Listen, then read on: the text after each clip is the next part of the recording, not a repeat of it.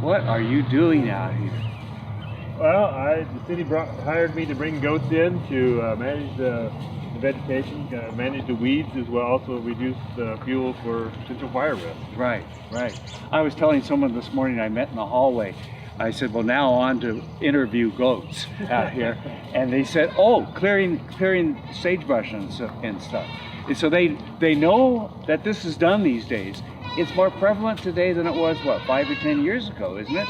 Well, it's getting more popular as far as using goats for doing this kind of project. I've been doing a lot. I've been doing it 20 years. Okay. But most of the time it was in the western part of Washington, doing a lot of blackberries and that kind of thing, and manage that kind of vegetation. And now, as we get more interest on this, now closer to home. Right, get closer to home, and it's more. A lot of it's concerned about fire, fire risk, and those kind of things. People want to keep the vegetation. Because it only takes one little fire to get started, and up the hill it goes, right? Yeah, and they're not, but they're simply not, preventing the. That's the only way they're preventing the fires, is there's less vegetation there. If it did get there, hopefully it won't spread as fast. Right. Yeah. So the name of your company is? It's Healing Hooves. Okay. And you've been doing it for 20 years? Yep. Okay, so you got to be doing it right now, huh? I guess. Yeah. Sometimes. No, what do you like about it? What other than the fact that you know you're doing good, but what motivates you? Well, it's kind of nice to be out and you can see the results of your work. Yes. And your work? They're doing all the work. Well, I gotta put up the fencing and get them here. Yeah. But yeah, so it's enjoyable being out, outside, and you work with the animals and enjoy that part of it, and then also being able to manage the vegetation kind of a natural way. Right. Fun. Now I noticed you've got a fence and it says "Do not touch." There's a reason for that, right? Yeah, there's the electric fence, and that keeps the goats where they're supposed to be and other things out. So, okay. Because otherwise they'd wander around and go over where they. Now, on many of your sites, you do what you're doing here. You stay on the site overnight, right? So you're here 24/7 or whatever number of days. Right. I'm here during the project, especially in a spot like this in the city. Yeah. Where, I can only imagine trying to round them up. Yeah. I've done that before. It's not fun. No, I can't imagine. So it's best to keep them where they're supposed to, and just check the fence on a regular basis. Now, I don't dare ask the question if you need goat meal for tonight, that you don't come out and barbecue anything. Yeah. Oh, okay, I knew that. How many goats do you have here? We're at Minnehaha Park, right? North of the river. How many goats do you have doing this? There's a little over 200. Really? That many? Okay. Yeah, so we've seen part of them, but not all of them. Yeah, they're kind of spread out through there. And or when they come as a group, if I go out there and they think they're moving them, they all come running. Right. Then they think, oh, they're going to miss out on something, I noticed one of the things you said earlier is you started down toward the golf course and are moving your way this way. You do it like 2 or 3 days in one location and then move a little bit. Yeah, we've been on this spot. Yeah, 1 to 2 days. You hit each spot depending on what's there, how long you stay on each spot. We're hitting 3 parks. So when did you start doing this for the city? Was it last year? Last year we did this. Actually, last year we did it. First year we did a little project in 20. Yeah, I know. 2020, late fall of 2020. Yes, okay. We did one. We got approved in 2020, but we didn't. It was approved later, so we just did 1 park that year, late in the fall.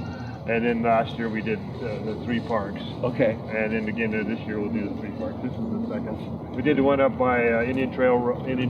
Okay. Far into the Indian Trail. It's called Meadow Glen. It's more of a vacant. So where next? We go over to Polly Judd Park. It's kind of that area along. If you look as you're heading on 195 heading south, you look at that slope. Yes. You'll see that just along that. The city owns a big chunk of that. Yes. Between there and Hatch Road. Right. It's all, and we're doing this. Don't try to go down Hatch Road. Right.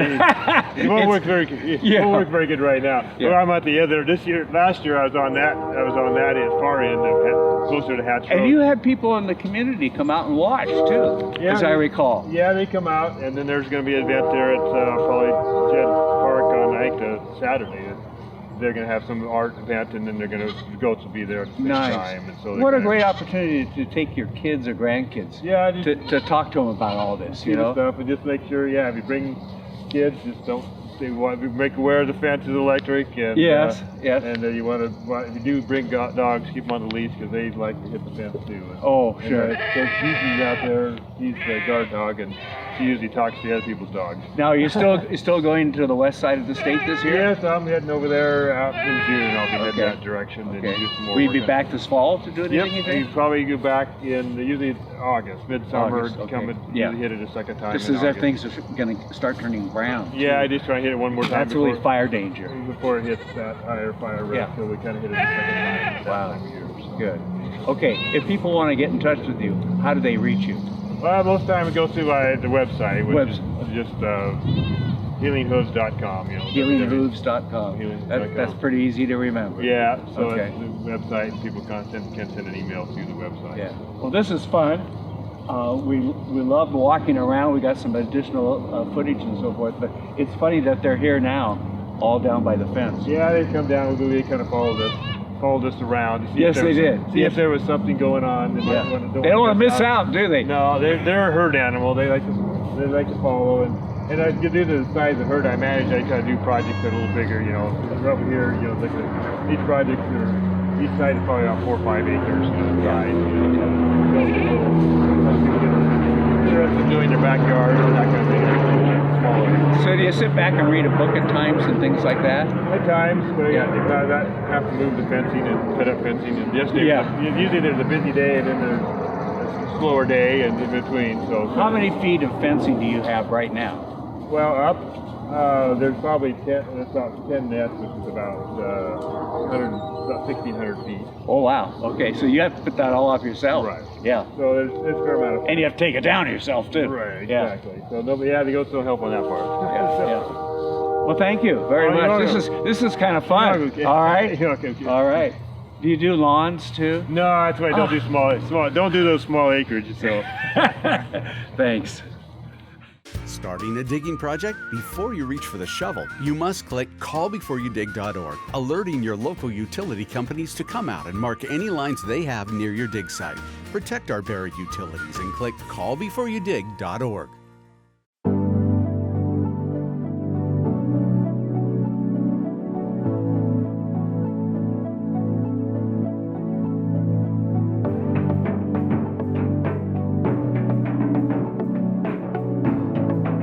The world has changed a lot in 50 years, and Kimley Haygood has changed with it. We still provide our customers with the highest level of service, whether it's financing, construction management, property management and maintenance, leasing, or sales. Our team is here to help you make the best decisions with your real estate.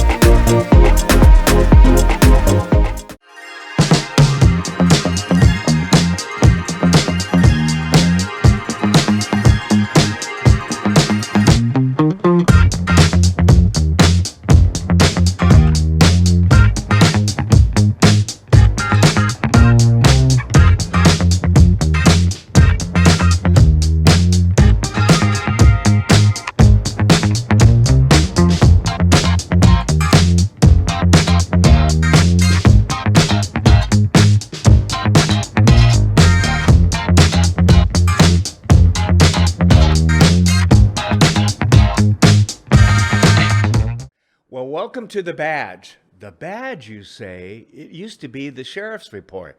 Well, we're making some changes, and today's the first day, although it is kind of the sheriff's report. We're going to be alternating between Craig Meidel, our police chief in Spokane City, and Ozzy and John Knowles, who is undersheriff, is sitting in for Ozzy because Ozzy's in Scotland and in England and a couple of other places. He's enjoying some time away with his wife and so forth. Well deserved. He puts in the hours, as you will be doing soon. But it's a new program, and we want to answer some of your questions, and we're going to do that today on the crime issue in Spokane and how come we have so many repeat offenders and so forth. We'll be right back after this. This is Dave Reynolds with Source Real Estate. Our secret is our 1% listing fee. All the services, marketing, photography, and more for a 1% listing fee, saving you thousands. May the source be with you. 999-8878 and visit sourcerealestate.com. This is River Ridge Frame Shop, called Frame It Today, where we can take your art, customize it, and get it ready to hang on the wall.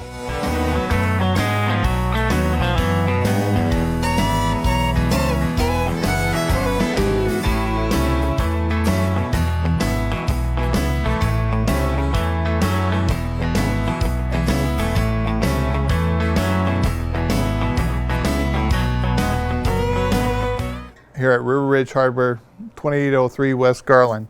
Well, welcome back. As I mentioned when I opened the show, we're making some changes. We're expanding from the sheriff's report to a program called The Badge. And it's going to include at times police department and at times the sheriff's department and then at times together even. And so today we have John Knowles, under sheriff of Spokane County Sheriff's Department.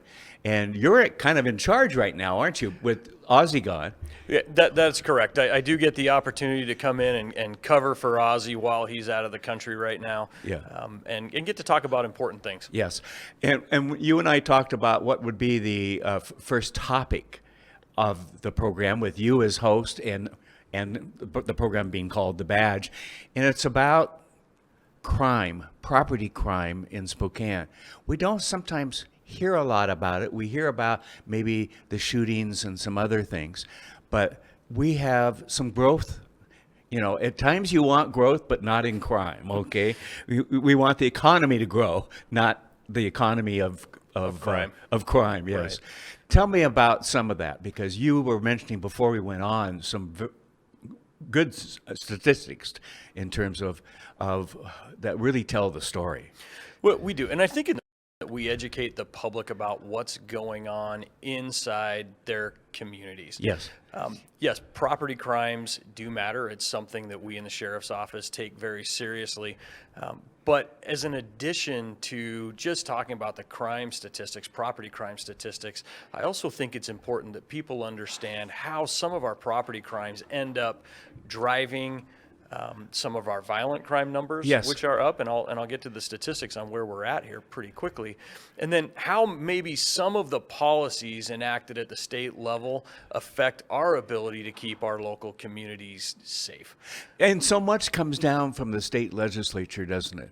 It does. You've got elected officials who are representing their constituency all around the state, but are not experts or on the ground seeing what's going on and trying to be fair. But my personal approach is that we're not being fair with those who are hit by these property crimes and others. We're trying to be over fair with the criminals. I agree with your assessment, and I want to be very clear. I'm not blaming anyone for the circumstances we're finding ourselves in, but I think it's important that the public understands how the entirety of the criminal justice system works, and if they're educated about what causes some of these crimes and what allows people to recidivate, right, and how we're not necessarily holding the right people accountable to a level that we should, they can make better decisions and ask better questions of their legislatures, yes, of their judicial candidates, of their prosecutorial candidates, of their sheriff candidates. Right. So they can figure out who is going to support community safety the best. And again, and it's not so much about blaming, because this is an incredibly complex criminal justice system that we have, and it's never just one thing. No, but there are things we can tweak that can make a There are amount. trends, aren't there? There are trends, and Yes. so one of the things I'll talk about is one of the things we're hearing from the community, and one of the things that we're seeing in all of our data is that violent crime is up in both the city of Spokane and in Spokane County. And I'll give you the latest numbers from the sheriff's office, which is everything but the city of Spokane, right? The entire outlying areas, the county of But it'll Spokane, be the city representative Spokane of the Valley. whole area, really, when it comes down Correct. to it. So as of this week, our criminal homicide rate is up 67% over last year, which was already high. Wait. Murders? Criminal homicides, we have had 5 this year. Oh, wow. Which is this time last year, we had only had 3. So we're trending up significantly, 67%. Our negligent manslaughter, up 200%. Now, granted, that just means we have 2 more this year, and we had none by this time last year. Oh, okay. But still, it's a trend up, right? Rapes are up 28%. Aggravated assaults are up 9% over last year. Simple assault, which are misdemeanor assaults, up 3%. Property crimes, residential burglaries up 8%, commercial burglaries up 13%, theft, which is non-shoplifting, up 5%, shoplifting is up 4%, vehicle theft up 48% over this time last year. 48%. 48%. Yes. That's And we've seen a significant. lot of that in pictures in the newspaper and on TV reporting. And Yes. These crimes have victims. Year to date, 294 vehicles have been stolen in Spokane County. Oh, wow. That's 294 people who've had their car, their ability to get to work, their ability to take their kids to school. It's been taken away from them. That's John, that's 100% increase for those individuals. It is. Okay? And their ability to get to work and all the other things that, and take their kids to soccer, to take their kids to school, to all the other kinds of things that we want to do in life when their vehicle is stolen. That's right. That's right. And, you know, a lot has been made recently about legislation that was passed and then changed and revised and what effects those might have on crime. Right. And I think those are important discussions, but I think it's also important for the public to recognize that those are not the sole factors that allow our crime to increase. And I will tell you, we're working on a project right now, and I'll talk about some of the data here, some of the preliminary data we have, where we are trying to examine our most prolific chronic offenders in Spokane County, and I'll bet you've got a couple, don't you? we do. And so what we asked our analysts to do is take a look back to 2017, and I'll tell you the individuals that we looked at. We wanted to develop a list of people based on these criteria. Any individual that had committed a crime against a person in the last 5 years and been arrested for it in the last 5 years. Also, any individual that had 2 crimes against persons arrested in the last 5 years and had more than 9 arrests in our local system. And then the third criteria was any individual that had 1 crime against a person arrest in the last 5 years and had more than 19 local arrests in our system. So we're talking about people who have been arrested multiple times for serious crimes. Crimes against persons are your violent assaults, your assaults, your rapes, your homicides, your robberies, things like that. Not burglaries, right? Not property crimes. These are crimes against people. These are significant crimes that are out of control right now. Okay. So we took a list of those people, and we came up with 65 individuals in our local 65? database. Correct. Not just a couple, but 65. 65 people who met those criteria here in Spokane County. And we decided to take a deep dive into their criminal history and find out what they're being arrested for, if they're being released out on bond, how accountable they're being held by the criminal justice system, and if that allows them to commit crime while they're out on bail, or if they would have otherwise been incarcerated, how the policies set forth by the state and within the criminal justice system affect our ability to keep the community safe. If they'd been incarcerated, they wouldn't have committed additional crimes, at least during that period of incarceration, right? Sure. The thrust of this whole study is that if these people were held accountable to even the laws that are on the books, likely they wouldn't have been able to commit some of the crimes that were committed subsequent to them being arrested. And go ahead. What I hear you saying, and this is my interpretation, is that some of the issues really come down to the judicial system in not holding these folks accountable. Am I on base at all? Well, partly, yes. And, Okay. and again, this isn't about laying blame on judges or the judicial system, but it's complicated. So people have to understand that the police arrest people. Yeah. We have laws that are written by the legislature first, right? They pass the laws. They also set the sentencing guidelines, sentencing standards, and things like that. Most people don't realize that that's who creates those policies. Right, and the judges try to follow that. The judges of have course. to follow it, Yeah. actually, and they have to have a very compelling reason to operate either above those sentencing guidelines or to operate below them. Okay. But for the most part, those guidelines are set by the legislature. So the prosecutors hold these people accountable. They prosecute them. If they're found guilty, they get to argue for a certain sentencing range. The public defender gets to argue for a different sentencing range, right? And that's the nature of our system, and that's the tension. And the judges get And we to hear want both. that to be fair. We absolutely need it to be fair, Absolutely. right? It's the Constitution. Our, Yes. our Yes. justice system is founded on these principles. So, and it's Absolutely. incredibly appropriate. And our judges, they have these guidelines, and they get to determine, okay, whose argument was more compelling. I take a look at this person as an individual, and I have to decide, okay, do I release them on bond during their initial hearing? Okay. Do I not? Is it not safe to release this Right. person back into the community? And then once a jury or a judge has determined guilt, or if somebody pleads guilty, then the judge has to decide, based on this person's criminal history and Right. based on the offenses, these are the standard sentencing guidelines, and this is the amount of time the person spends in local jail if it's less than 365 days, or if they go to the state prison system somewhere else. Okay. Okay, so incredibly complicated. But what we found when we worked, But it's to protect everybody. it is to I mean, protect the everybody. system is and- there to be fair. Correct. Yeah. The criminal justice system is to make sure that Justice. justice is served. Yes. Right. There's a reason Yes. that is in there, and we need to protect our citizens first. That's the reason the criminal justice system exists. Now, the Department of Corrections and what happens with people after they're convicted or while they're in jail, it is their job to make sure that we're providing the support for people who are in that system to help them not recidivate. Yeah.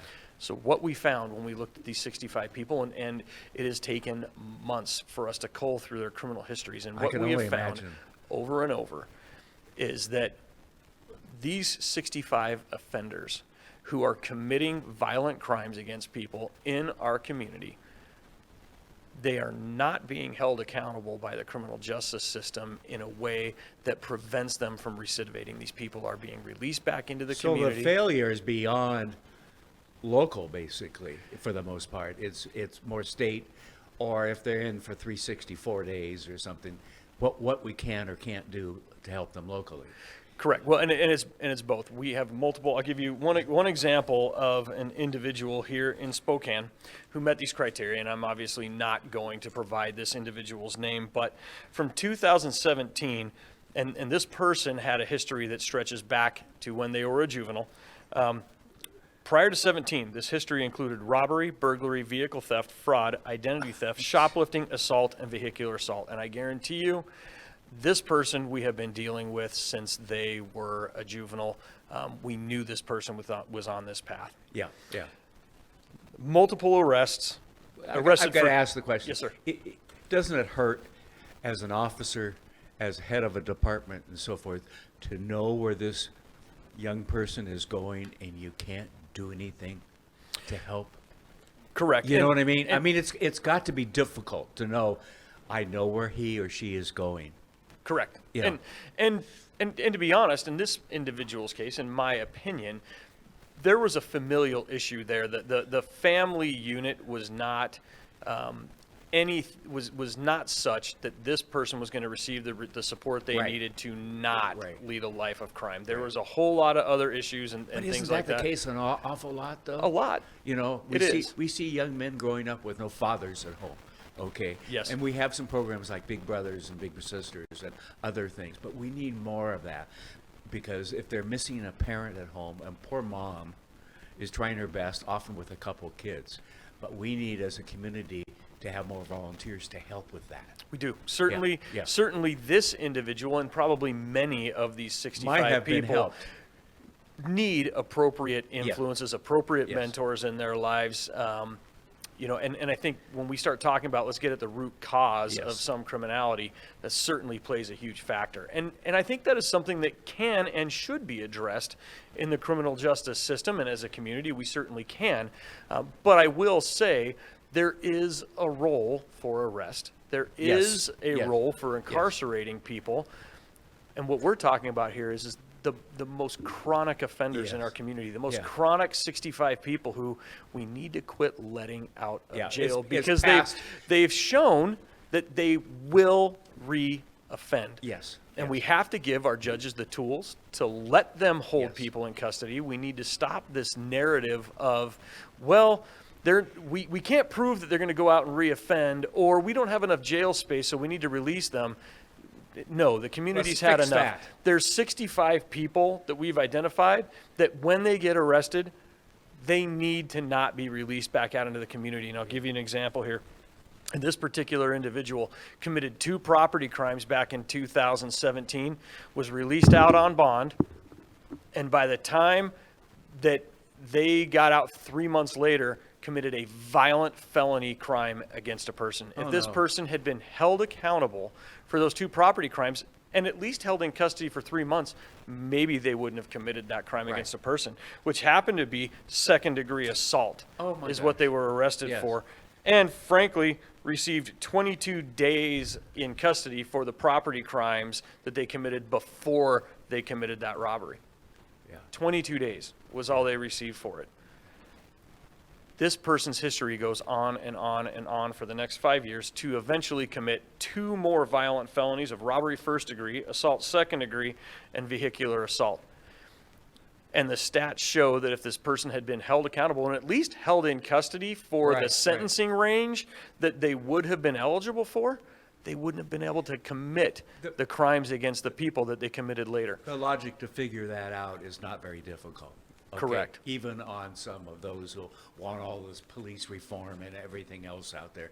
What worries me is, honestly, is that these people are out, and the next crime they may commit is against not only a person, but against a deputy or a policeman or something else, and one of them gets shot. And we absolutely know hope what I mean? that doesn't occur. But No, I know. But it certainly could. But what this person in particular, But with those 65, it's more likely to. it is absolutely more likely. And I don't want to make it sound like they only committed crimes against persons after this first No, their record is littered with property crimes, drug crimes, property crimes, and things like that they were arrested for in between these crimes against persons. And nobody is holding them accountable, and they get out and they re-offend. So we need to be asking some tough questions of our legislators as they come up for re-election. All the representatives in Washington State will be up.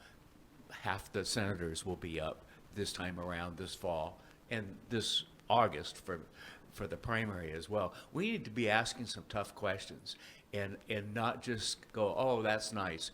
No, we need to ask some questions, because if the laws are being made in Olympia, they need to be stronger with some teeth. And then we need to also maybe be looking at, this is my opinion, some judges. Yesterday I counted 8 district judges positions that are up for election in the primary and in the general election this year. And I don't know much about many of them. I know one that I've endorsed before, but the other 7 I don't know. I'm going to be looking up their records, okay?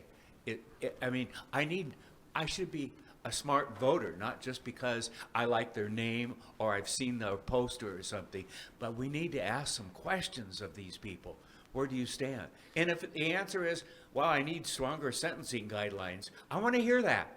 Wherever the blame may be placed, okay? But let's have this discussion in this community. It's our kids. It's my grandkids that I'm worried about, okay? It's my friend's car that was stolen and can't take his or her spouse to work and take the kids to school and so forth.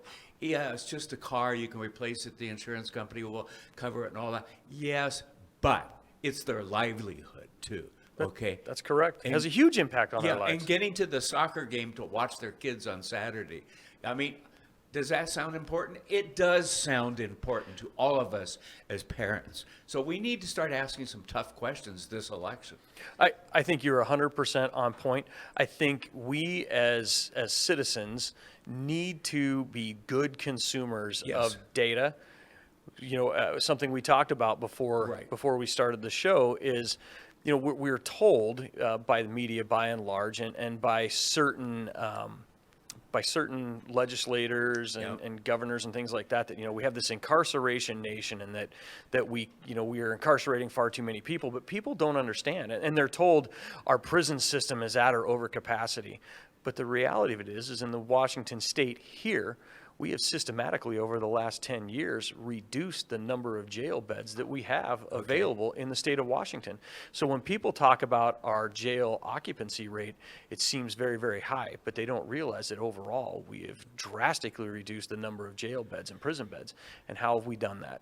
Because we've taken people like these 56 people we identified. 65. I'm sorry, 65. I got a little dyslexic there. These 65 people, and we're not holding them in prison for as long as we could. They've changed the policies to where their sentencing guidelines are reduced. Their time that they serve has been reduced for good time. During COVID, we released people. The day they sentenced, they received half time off just so we didn't have to incarcerate them. Yeah. The effect is this. Our streets are not as safe as they were 10 years ago, 15 years ago. Yeah. It drives violent crime, period.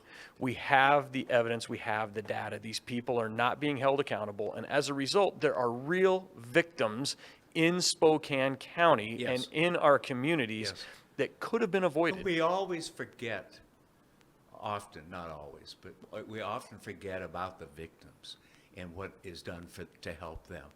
And we need to be there for them too, to stand with them in court, to whatever it may be, to help them out.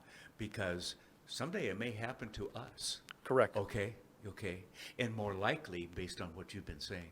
I want to talk about the jail as we get into the fall period of time. So Let's do it. We'll do that later. But John, thank you.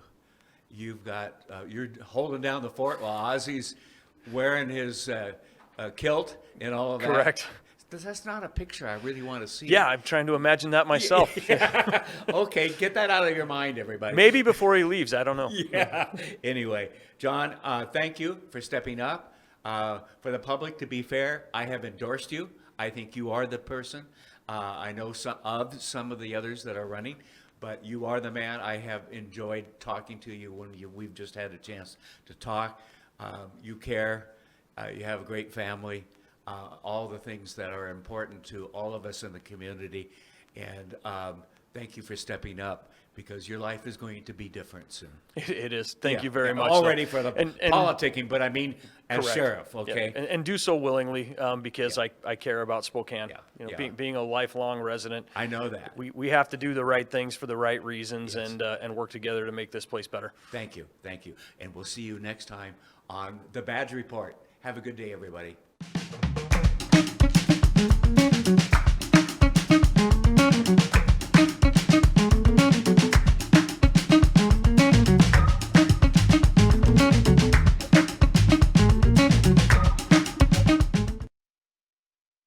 Starting a digging project? Before you reach for the shovel, you must click callbeforeyoudig.org, alerting your local utility companies to come out and mark any lines they have near your dig site. Protect our buried utilities and click callbeforeyoudig.org.